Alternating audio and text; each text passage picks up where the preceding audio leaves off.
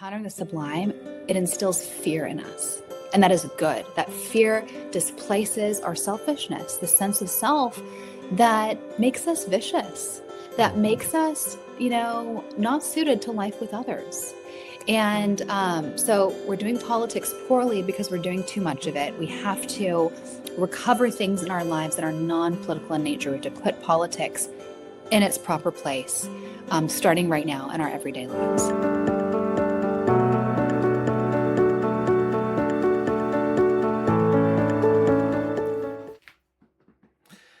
Welcome to Sacred Rebel Voices. My name is Jerry Zehr.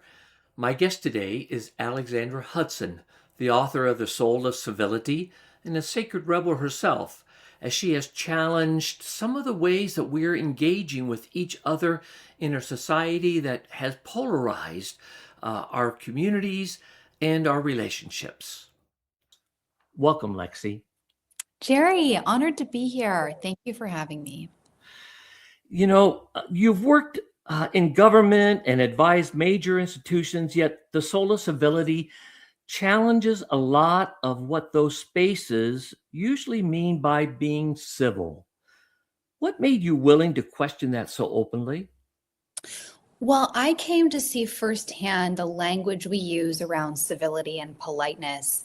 It's just woefully insufficient. There are two vocal contingents in our world right now. On one hand, there is a contingent that says, if we just revive civility and politeness, we'll save democracy. And there's another voice that says, no, civility and politeness are part of the problem. They're tools of the patriarchy, of the white supremacist, of the oppressor. We need less civility and politeness. Burn it all down so that we can find greater justice and equity in our world.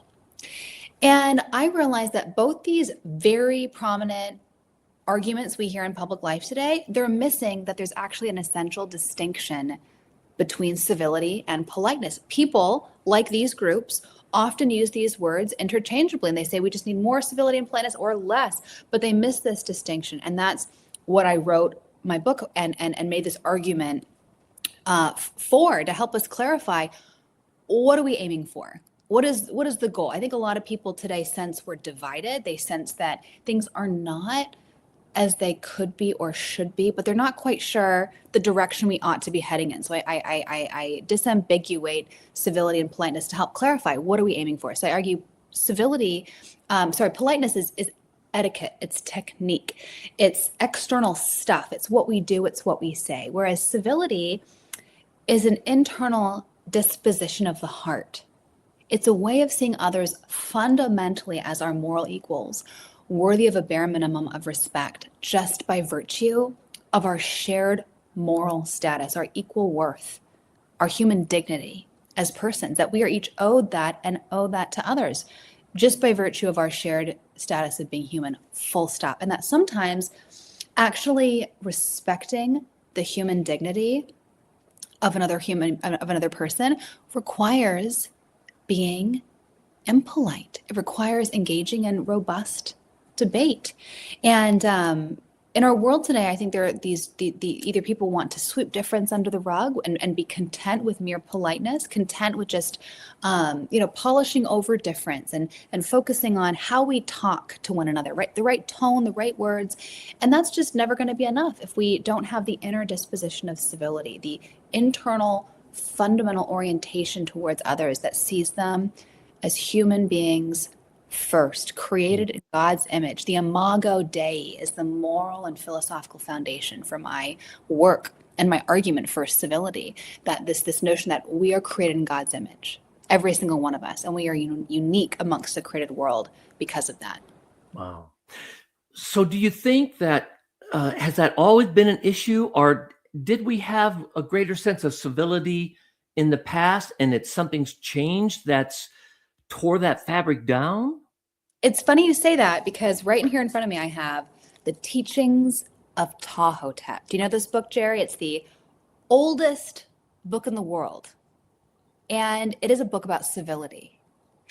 It is unbelievably humane. So I love Tahotep's story. I have it here because I'm working on the children's version of my book right now for parents to read to their kids and for teachers K to 12 to read these stories to their children and to their students in the classroom.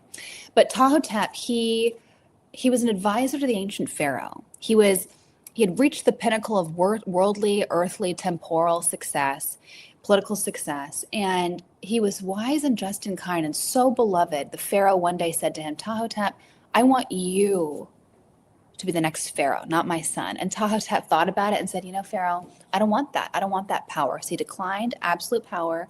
And he was kind of the original gentleman farmer. And he, surrendered his political appointment and retired onto his family farm. And when he was on his family farm, he thought about the stuff of the good life, what works when it comes to doing life well with others. Let's do more of that. What hurts human relationship and social trust and community? Let's do less of that. And so in 37 teachings, Tahotep wrote down his philosophy of human flourishing. And he wrote it as a gift to young Pharaoh's son in hopes that it would help him become a wise and just ruler.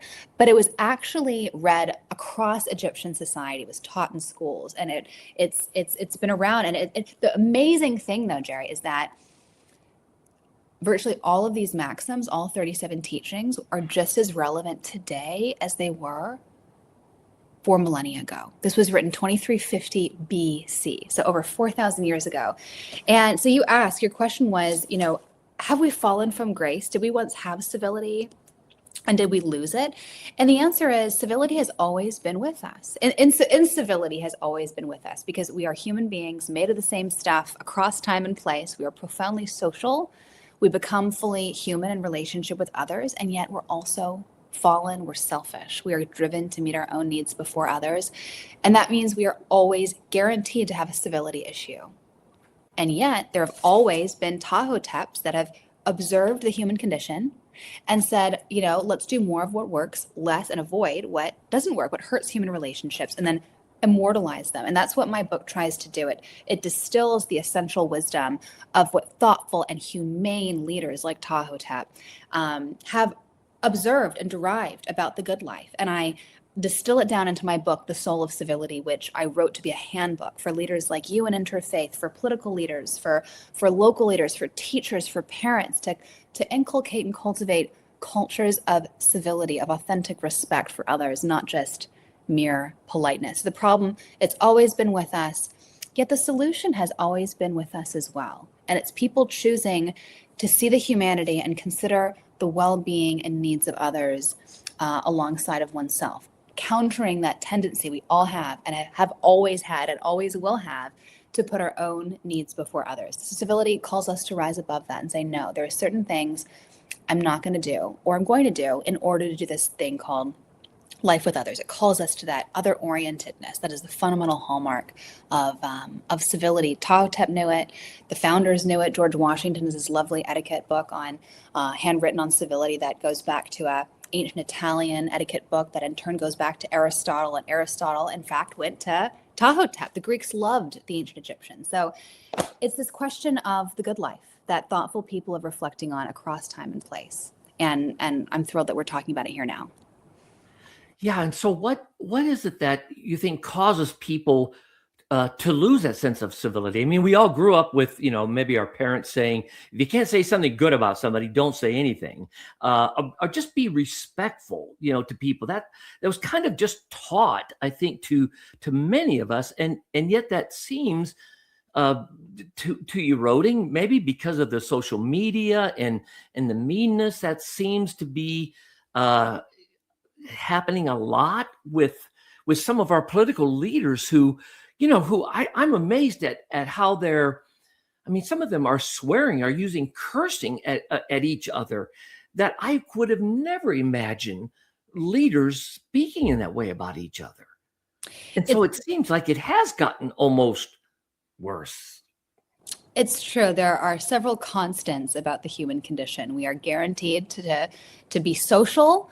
we're guaranteed to want to be in relationship. We're also guaranteed to do and say things that undermine relationship. Man is a chimera, my favorite philosopher and theologian Blaise Pascal said. And the chimera was this like mythological creature that had like the head of a goat, the body of a lion. It was just like this cross, we're at cross purposes with ourselves. We're a conundrum, we're a paradox. So we want community. We are guaranteed to do things that undermine community. And also we are forgetful. So that is why we need to revive the wisdom of Tahotep, revive the wisdom of Erasmus of Rotterdam, one of my other favorite unsung heroes of moderation, of civility. He was also a leader in kind of interfaith dialogue. He was Catholic, but kind of had ideas and critiques of the Catholic Church that sowed the seeds of Protestantism and in Christian history. We're forgetful. And so why does it feel like we're so uncivil now? It's because we have forgotten, and we've forgotten these basic truths about the human condition and how to live life together with others. And every generation needs to be reminded of where we've come from, reminded of these timeless truths. That's what I wrote my book, The Soul of Civility, to be. We need to be reminded that we're not alone. It's really easy to feel discouraged in our current moment, that we are the most uncivil era. We hear that a lot. We hear a lot this phrase, unprecedented. We've never seen this before. In fact, if you're a student of history, like I am, I love history, you realize there's very little that is actually unprecedented. Mark Twain said it really well. Human history doesn't repeat itself, but it rhymes. That we are human beings with cut from the same cloth as Tahotep and those before him. We are going to have the same challenges time and time again. And we need to be reminded of these basic truths about civility. And what is civility? It is the art of human flourishing. It is the bare minimum of respect that we are owed and owe to others by virtue of our shared dignity and personhood. It is more than mere politeness. It's not just doing and saying the perfectly correct thing. It's feeling correctly. It's having the right affection, the right heart, the right love. It's seeing other people, thinking correctly about them, seeing them as they really are, human beings with innate dignity and worth, worthy of a bare minimum of respect just by virtue of our shared moral status. Yeah, and I think it's something that we all intellectually believe in. I think when it comes to those relationships, when we're confronted, when somebody's yelling at you or being really rude to you, and then how do you respond? Because the fear and flight within ourselves, or maybe we're feeling fearful, and I've done it myself. I mean, part of my journey is how learning to stay centered, not taking things personally, not when somebody's attacking you, to be able to try to hear beneath what they're saying, so that you can try to have conversation. But there's that part of within us that we intellectually want that, but sometimes we just emotionally lose it. And have you experienced that for yourself? When part of this journey for you, I'm sure it's been part of that journey too, isn't it? Absolutely it is. It's so funny, when you write a book on civility, people expect you to, never struggle with incivility. And that's not true. I try to, what's the word I'm looking for? Dispel with that notion as often as possible by sharing stories of my own shortcomings. Like, I am a mother. I have 3 children under 5. I am a person in the world. I get frustrated. I lose my temper. I lose my patience. And the goal here isn't perfection. I lead with these stories. And I don't know if you're on Civic Renaissance, Jerry, my newsletter, my publication dedicated to beauty, goodness and truth, and reviving the wisdom of the past to help us lead better lives. And it's ideas and practice, giving us the motivation and intellectual framework to be agents of civility and grace in our world right now. But just going out today, I have a Civic Renaissance post about a time I made a mistake. I let someone down who I really adore and really admire. And I was really challenged to forgive myself and also receive forgiveness, not to make excuses, not to blame, but to say, own the fact that I made a mistake, receive that forgiveness and grace, and then be equipped to then give that grace to others. I love how Tim Keller, he's one of my favorite theologians and pastors, pastoral voices, once put it. The now late Tim Keller. I lament that I never got a chance to meet him. He says, "The unforgiving heart is the unforgiven heart." And the beautiful thing about that is that when we are forgiven, we are more likely to forgive. And when someone is feeling bitter and resentful and not wanting to give forgiveness to others, to absolve someone else, it's often because they don't have an appreciation of just how fallen they are, how they've hurt people in the past as well. But anyway, in this moment, I was really humbled. I was humbled by how I, just made a mistake that hurt someone, that disappointed someone. And I was tempted to grasp for blame, tempted to grasp for, oh, this should have happened. It's not my fault. Or, it's not really that bad. We go into that mode of trying to diminish our own culpability. And I had to just stop and say, no, this is on me and no one else. And I'm sorry, full stop, no excuses, and to receive that grace. And it's, it dispelled that notion that I have in my head sometimes that I'm perfect, that I'm organized, that I'm, perfectly competent, and that's just not true. To deal with other human beings is to make mistakes, is to be hurt, is to be wounded. The goal is never to fall short. The goal is to have a vocabulary of how to reconcile, and how can these breaches and repairs, the forgiveness and apology, how can those be tools of actually strengthening our relationships and strengthening our social trust and bonds in society? Right now, we're not doing conflict well. That's in society, and that's also personally. There's a rupture, someone's been disillusioned, someone's been disappointed, someone's been hurt, and the conflict escalates. It goes scorched earth, and it doesn't have to be that way. It's important we keep the bond, the relationship front of center, and that we become fluent in the language of forgiveness and grace, which is what this story I tell in Civic Renaissance in today's issue reveals. And I practice that with my kids every day. When I make a mistake, I own it quickly to them. I say, I'm sorry I lost my temper. Do you forgive me? I get down on their level. I look them in the eye and say, Mama made a mistake. Please forgive me. And they need to know that I'm imperfect. And they don't need a perfect mom. They need a mom that is aware of my limitations. And, when they make a mistake, that I forgive them readily as well. That I want our family to be one that is, not perfect, but fluent in the language of forgiveness and repair. That's what will make our children and ourselves anti-fragile, to be better able to be equipped for life's disappointments. Life is disappointing. People are disappointing. The expectation of perfection is disappointing. What we need is to have temper our expectations and equip ourselves with the outlook towards ourselves and others that anticipates that disappointment and the tools to reconcile with grace and strength. Yeah, I think the you're talking about forgiveness and grace has been so instrumental. I think it was for me in my life. I think for others, when we can finally come to some grace in loving ourselves, then, and when we feel good about ourselves, we don't get so threatened by other people. At least for me, when somebody would disagree with me or would challenge me, I'd feel like I had to defend myself, and then your emotions rise, and that's what happens a lot of times in arguments. I think is your emotions get a part of that. You feel hurt, and so you respond back, and then you're off to the races, and you say things that you regret. But before you know it, you're talking with person maybe who you don't even know, and but you were encountering them, and they were encountering you in some way, maybe in the grocery or somewhere on the street or at the gas station, and before you know it, that whole conversation really got harmful.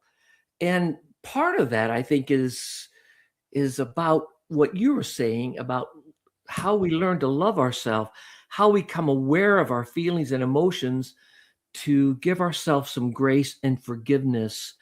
And that's not easy. I mean, that's part of the hard process of growing as a person, I think. It's so true. And I think we're very mentally rigid and inflexible. One thing I love so many things about being a mother, but one thing I love about my kids in particular is they're just so intellectually malleable and fluid. Like they don't know what they don't know. So they just pick up something and take it apart and build it again. And they are, I've heard it called the beginner's mind, and how when it's a way to just approach the world with a sense of newness and wonder that is so refreshing. Anyone listening to this, like I pray that you just relish the kids in your life, get on their level, delight in them, let them teach you, let them form you. We are so hardened, we are so callous, we're so cynical as adults, and I love this season of my life where I'm just like allowing my kids to reignite for me wonder and a sense of presence. We go on these wonder walks with my kids where we go outside with magnifying glasses and we stop and pay attention to the beautiful tiny snowflakes, or like, we examine the veins in a leaf. Like it's just an exercise in wonder and presence that is pure joy, seeing everything through their newness in their eyes. But we have these mentally inflexible structures and expectations of others and self that make it really hard to adapt, to change. In my book, I argue that we live in this era of strange perfectionism. We expect perfection from others, we expect perfection from ourselves. When Alexander Pope said it very well, to err is to be human, to forgive is divine. Alexander Pope, the famous poet, English poet. And I argue instead that, it's to have that mentally rigid structure of expecting perfectionism, that's actually profoundly dehumanizing. It's not allowing us to be the fullness of who we are as human beings, which again is to fail. It's to improve. It's to grow. If we're perfect, we're not growing. And I argue that we need to adopt a more flexible mental framework. I offer it in my book called Unbundling People. And what it means to unbundle someone, it sees them in the fullness of who they are. It sees them not just by who they voted for or that political issue that we hate, that they think that political view they hold that we despise, that we think is morally abhorrent. It's not, we don't define them by the thing they've done or said that has been hurtful to us. We see them in the fullness of who they are, the irreducible dignity and worth of the human being. Too often we let the part stand in for the whole. You voted for Trump or you voted for Kamala Harris, therefore I know everything I need to know about you and you have nothing to teach me. Or you are pro-choice, or you believe this on immigration, and therefore I know everything I need to know about you. There's so many different little facets, little mental shortcuts we make where we learn one thing about someone and think that we have everything figured out about them. And that is dehumanizing. That is a not subtle, like a overlooked, but a not subtle way of dehumanizing. You're essentializing someone to one aspect of who they are, when in reality, we are very complex, infinitely complex. Every single one of us come to our views about the world for a multitude of reasons. And what does it look like to unbundle people, say, I'm going to see this part of you that I don't like in light of, the 30 years of friendship we've had. I'm going to choose to not let the part stand up. We are at a crisis of estrangement. 38%, a recent study found, of Americans are estranged from a loved one, from family member. And that's growing. It's like people are letting small issues, often it's to do with politics. I think that's one thing. There's a lot that's not new about this issue. The human condition doesn't change.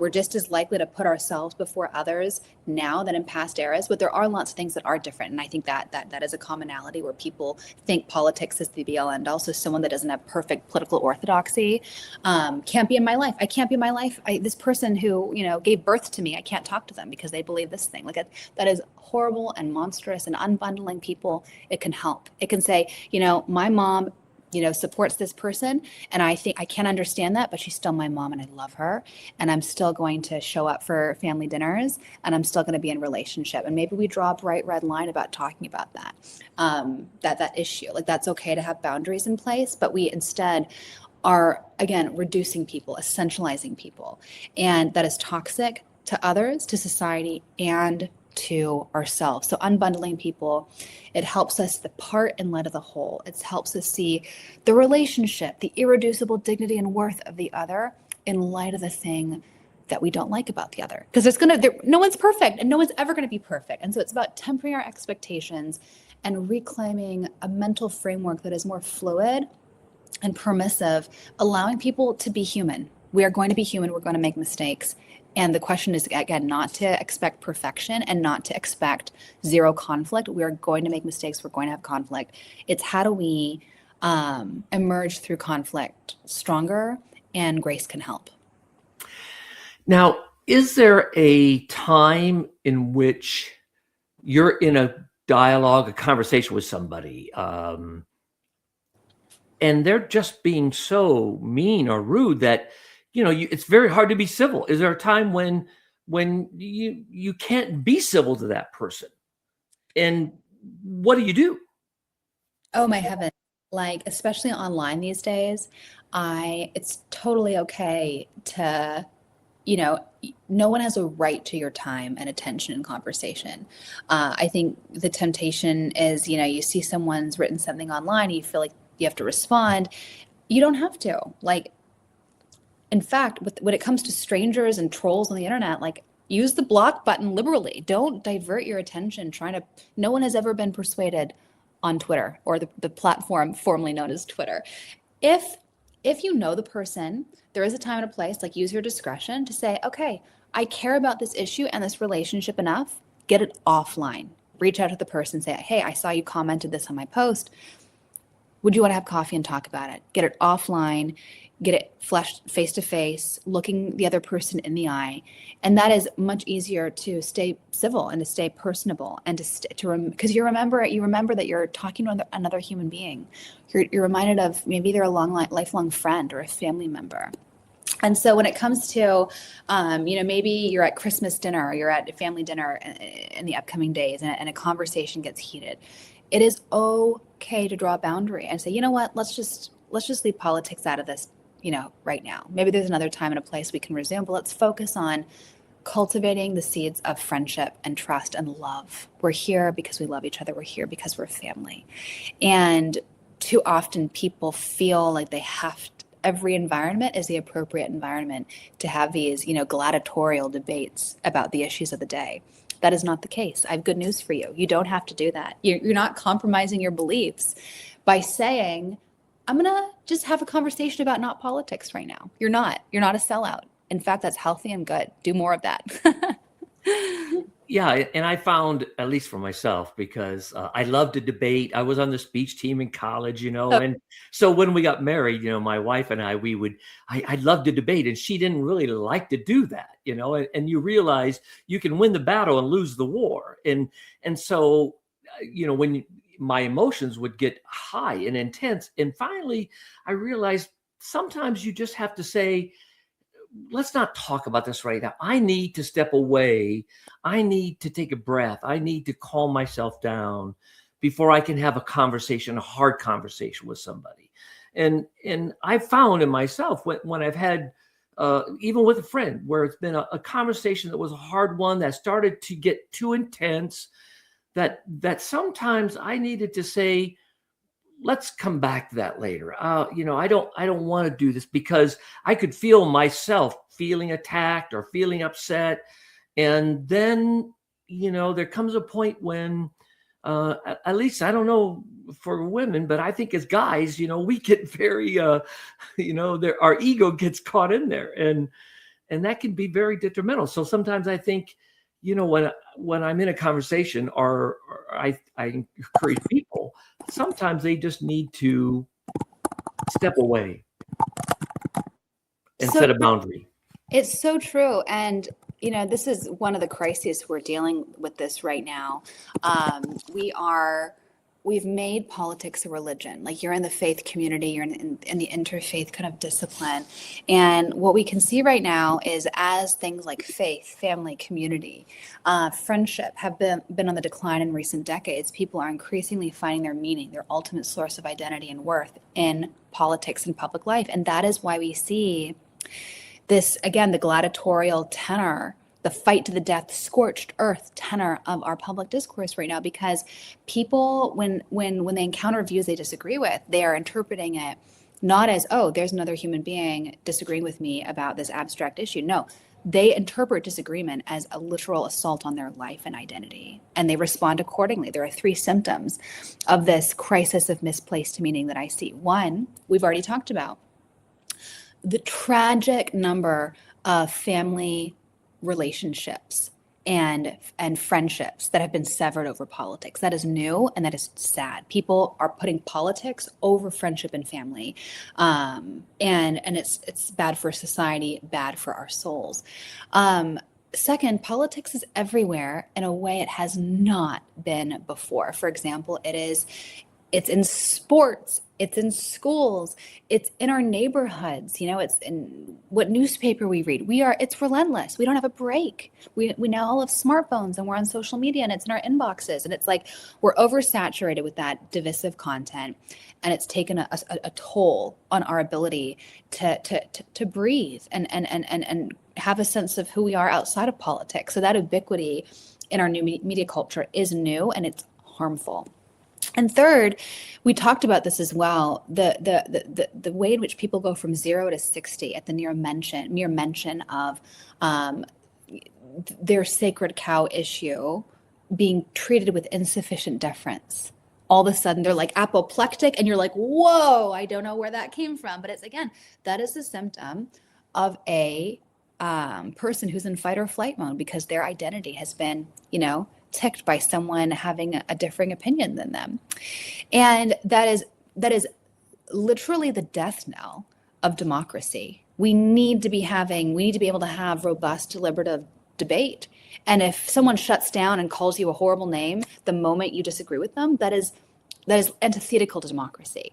And ironically, we need to, in order to do democracy well, we need to do things that are not democracy. We need to have not politics in our lives, sources of joy that give us strength and peace and tranquility. If we're just doing the hard thing called debate and dialogue across difference day in, day out, we are going to do ourselves a profound disservice. And we're seeing that now. And so the answer is have more friendships with people who differ from you and find areas of shared loves apart from politics.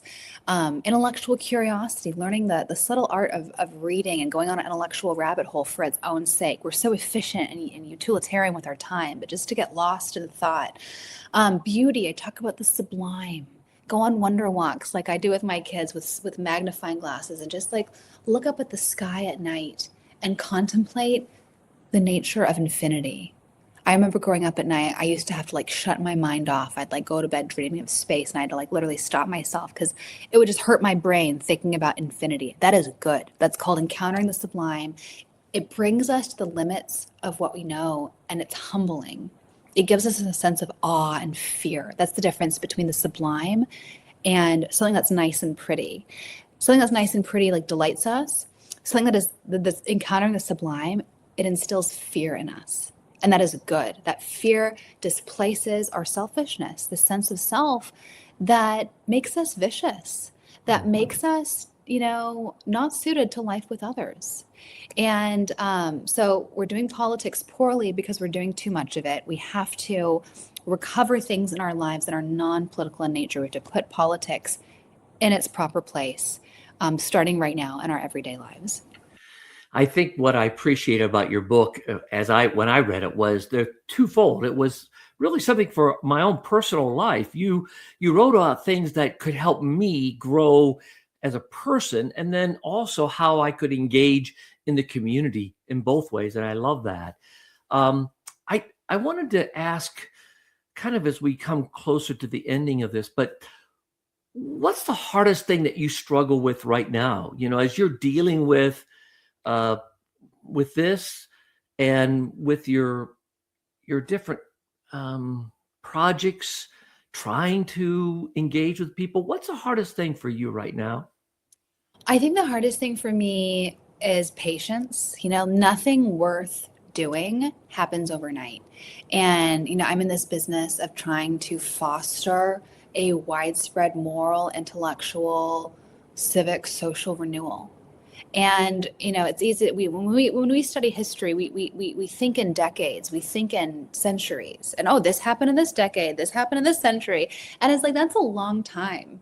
In real time when you're living through it, like things didn't happen overnight in the past. When I look back on these eras of multi-dimensional human flourishing, where human potential was unlocked and unbelievable ingenuities and innovations in arts and architecture and politics and intellectual life and science. Like there was just this flourishing of proliferation of ingenuity and innovation. And I look back on those eras and they didn't happen overnight, even though it's easy to just say, the Renaissance, like the Athenian Golden Era, like, the Harlem Renaissance, like all these different Renaissances that are eras in history that I admire.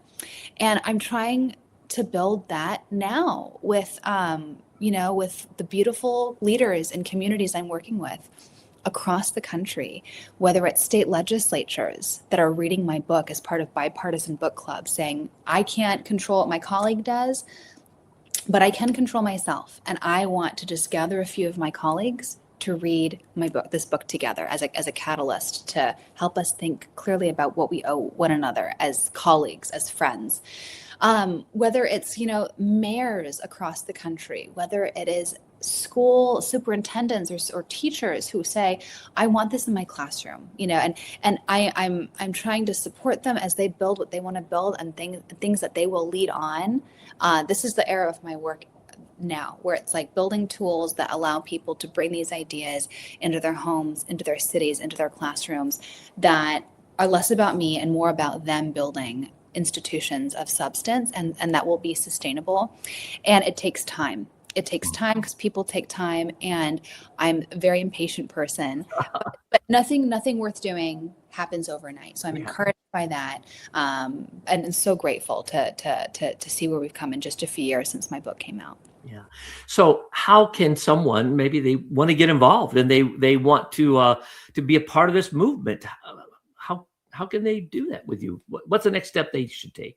Please join Civic Renaissance. Again, my newsletter and intellectual community of 50,000 intellectually curious people from across the globe.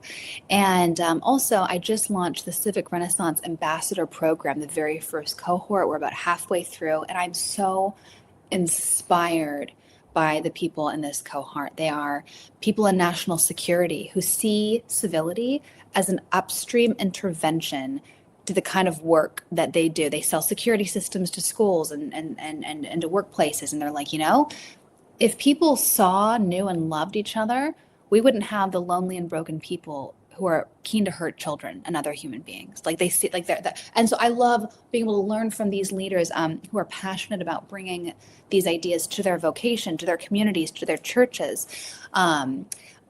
I am just utterly grateful, and I am about to open up the next cohort of ambassadors. So if you have a vision to bring this to education, to healthcare, to if you're a mechanic, it could be anything. Like I wrote my book to be a handbook for leaders and just people. You don't have to have a position, you don't have to have a commission.